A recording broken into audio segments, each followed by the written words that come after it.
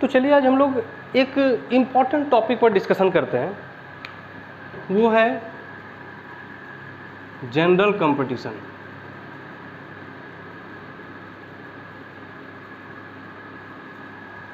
मैंने कई बच्चों को देखा है, हमेशा पूछते हैं मुझसे कि सर कौन सा ऐसा कंपनी जो सबसे ज़्यादा रिक्वायरमेंट आउट करता है, सर किसमें हम लोग नौकरी ले सकते हैं। तो बाबू लोग, आप सब के लिए मेरा ये वीडियो है, आप लोग इसको देखना और बड़ा अच्छे से समझना कि रिक्वायरमेंट पाने के लिए ऐसा नहीं है कि कोई फिक्स कंपनी है कि हमें रेलवे में ही जाना है या एसएससी में ही जाना है, बैंक में जाना है। ये डिपेंड करता है कि हम कितना मेहनत करते हैं और मेरा जो है रुचि किस सेक्टर में है, मुझे क्या करना है, ये बहुत बड़ी बात है। सबसे पहले आपको ये समझना है कि आपको किस काम को करने में अच्छा लगता है। अब वो रेल हो या एसएससी हो या बैंक हो या पुलिस हो या कोई भी पीएसयू सेक्टर की जॉब हो, इंजीनियरिंग हो, डॉक्टर हो, आईएएस हो, आईपीएस हो, बहुत तरह के कंपटीशन सेक्टर होते हैं। तो सबसे पहले आपको ये देखना है कि आपका रुचि किस सेक्टर में है और आप कितना मेहनत करते हो। It's only depends on your study. आप कितना मेहनत करते हो उसके हिसाब से आपको इन सब में से कहीं एक जगह मिलता है। रिक्वायरमेंट तो खैर हर जगह है, आपको प्लेस उसी अनुसार मिलेगा जिस अनुसार आप मेहनत करते हैं। तो सबसे पहले आप अपने आप को जांच लो कि आप कितना मेहनत करते हो। अगर आप स्टडी करते हो, हार्ड वर्क करते हो, तो आपके लिए इन सब सेक्टर में एक प्लेस खाली है जहां आपको प्लेस मिलेगा। तो यहाँ पर क्या है कि अपना प्लेस बनाना पड़ता है।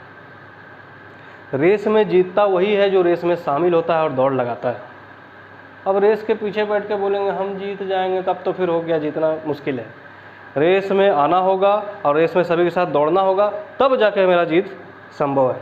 तो इसीलिए आज हम लोग जनरल कंपटीशन के बारे में बात करेंगे कि कौन कौन सा सेक्टर है जहां हम जॉब पा सकते हैं। तो कई सेक्टर है, बस बात यह है कि हमारा मेहनत जो है वो हम किस ढंग से करते हैं, उस ढंग से हमारा सेक्टर एक हमें मिल पाता है।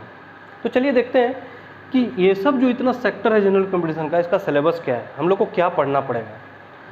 तो लगभग जितने भी जनरल कंपटीशन के सेक्टर है सबका सिलेबस ऑलमोस्ट सेम ही होता है। तो उसमें सबसे पहला जो आता है वो है मैथ, रीजनिंग। मैथ और रीजनिंग किसी भी कॉम्पिटिटिव एग्ज़ाम का, या वो रेल हो, एसएससी हो, बैंक हो या पुलिस हो या पीएसयू सेक्टर हो, कोई भी सेक्टर हो, मैथ और रीजनिंग जो है ये कंपलसरी सब्जेक्ट होता है जिसका आना तय है। इसके बाद करंट अफेयर, जिसको जनरल अवेयरनेस के रूप में भी हम लोग जानते हैं। कई सारे एग्जाम में इसको जीए कहा जाता है, जनरल अवेयरनेस। तो मैथ, रीजनिंग, करंट अफेयर ये फिक्स सिलेबस होता है। एक सब्जेक्ट होता है जीएस, जिसको हम लोग कहते हैं जनरल स्टडीज़, ठीक है। इसी को जनरल साइंस, जैसा कि आप देखे हैं रेलवे ग्रुप डी का जो एग्ज़ाम हुआ था पिछले वर्ष, उसमें जनरल स्टडीज़ जो है ये नहीं था, जनरल साइंस था। दैट मीन्स स्टडीज़ में क्या होता था कि इसमें आर्ट्स हो, साइंस हो, ये दोनों पोर्शन से क्वेश्चन पूछा जाता था।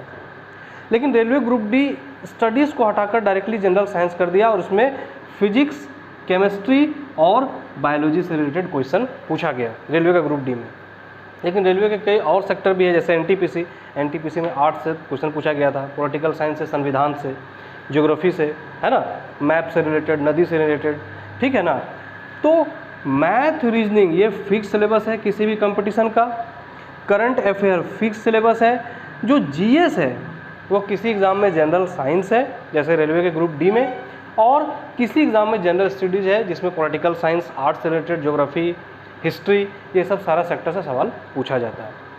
तो जो बच्चे आरआरबी के ग्रुप डी एग्ज़ाम को देने जा रहे हैं, बहुत बच्चे मैंने देखा है कि ग्रुप डी के लिए बहुत सारे आंदोलन किए हैं। अभी भी हाल फिलहाल में आंदोलन चला पटना में, कई ट्रेन जला दिए गए। हालांकि ये गलत बात है, आंदोलन करना, अपना मांग को रखना ये एक सही बात है, लेकिन सरकारी किसी भी चीज़ों का नुकसान करना ये अपना नुकसान करने के बराबर है, क्योंकि वो हमारे लिए है और अगर हम कोई नुकसान कर रहे हैं तो वो अपना नुकसान कर रहे हैं, ठीक है ना। तो ये सब चीज़ों पर ज़्यादा ध्यान ना दें।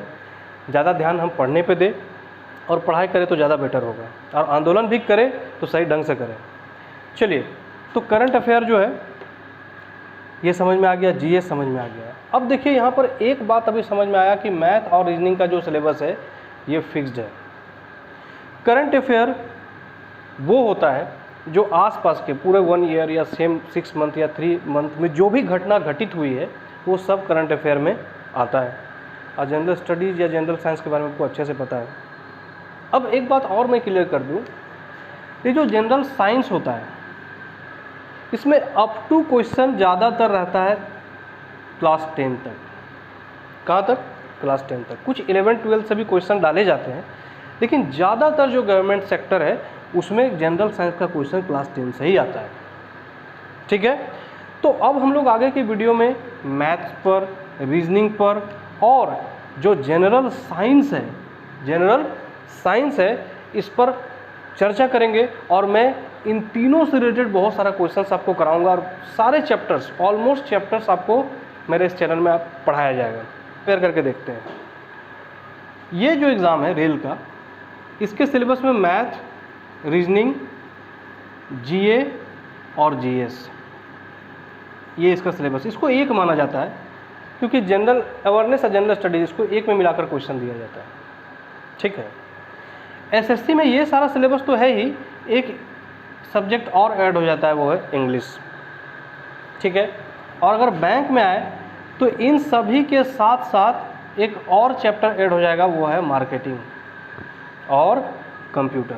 हालांकि ये जो जनरल अवेयरनेस है बहुत सारे एग्जाम में आपको ऐसा भी दिखेगा, इसको कहता है जीआई, तो ये है जनरल इंटेलिजेंस। क्या है? General intelligence. इसमें क्या पूछा जाता है? जो सामान्य जानकारी है, कंप्यूटर से रिलेटेड है, या करंट अफेयर भी इसमें डाल देगा, या कुछ रीजनिंग का पार्ट डाल देगा, मतलब कि आपके इंटेलिजेंस को चेक किया जाता है। ठीक है, माइंड को। और ये सेक्टर भी यही है, मैथ, रीजनिंग और जीए जीएस। पीएसयू सेक्टर कुछ इंजीनियरिंग सेक्टर से है, कुछ डॉक्टर लोग के लिए है, कुछ पैरामेडिकल के लिए है, तो इसके बारे में भी चर्चा करेंगे हम लोग आगे। ठीक है ना। बाकी ऑलमोस्ट जितना भी गवर्नमेंट एग्जाम है उसका सिलेबस में मैथ, रीजनिंग, करंट अफेयर ये फिक्स है। तो मेरा सबसे पहले आपको मोटिव है समझाना ये कि जिसका सिलेबस फिक्स्ड होता है, मैथ और रीजनिंग, ठीक है, मैथ्स और रीजनिंग और जनरल साइंस, इसका सिलेबस फिक्स्ड है, इसलिए इसको सबसे पहले हमें कवर करके रखना है। और जितना तरह का क्वेश्चन है या बुक्स है मार्केट में, उसको सॉल्व करके अच्छे तरीक़े से प्रैक्टिस कर लेना है। ठीक है, तो मैं सारा चैप्टर्स पढ़ाऊंगा, उसमें भी कोई परेशानी नहीं है, सभी चैप्टर्स आपको बताया जाएगा, बस मेरे चैनल को फॉलो करते रहिए आप लोग। अब हम लोग ये ध्यान देंगे, आप लोग के मन में होगा कि सर मैथ किस बुक से पढ़े, रीजनिंग किस बुक से पढ़े, करंट अफेयर किस बुक से पढ़े। तो बाबू 6 मंथ का जो अपडेट है सभी करंट अफेयर बुक में एक ही है, या किसी भी मैथ बुक को उठा लो, चाहे वो स्पार्क हो, यूनिक हो, आर.एस. अग्रवाल हो, अंक गणित हो, अड्डा का बुक हो, लगभग जो बुक्स है मार्केट में अवेलेबल, सब में क्वेश्चंस एक ही रहते हैं।